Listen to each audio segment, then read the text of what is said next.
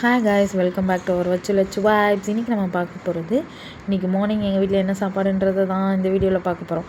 நான் வந்து இட்லி மாவு வந்து தீர்ந்து போச்சு, என்னடா பண்ணலாம் அப்படின்னு நினச்சிட்டு இருந்தேன்னா, சரி ஓகே நம்ம டெல்லி சப்பாத்தியை தூக்கி போட்டுருவோம், நார்த் இந்தியா சப்பாத்தியை தூக்கி செஞ்சிருவோம்டா, நமக்கு இட்லி தோசையை விட்டால் வேறு என்னடா பண்ணுறது, சப்பாத்தி தான் தெரியும், வாங்க சப்பாத்தி செய்வோம் அப்படின்ட்டு மாவை எடுத்து தேவையான அளவு உப்பு, பால், நெய் ஒரு ட்ராப் போட்டுட்டு தேவையான அளவு தண்ணியை வந்து ஆட் பண்ணி நல்லா சாஃப்ட் ஆகிற வரைக்கும் நல்லா அழுத்தி நல்லா மாவை பிசைஞ்சு ஒரு நல்லா ஊற வச்சுட்டேன்.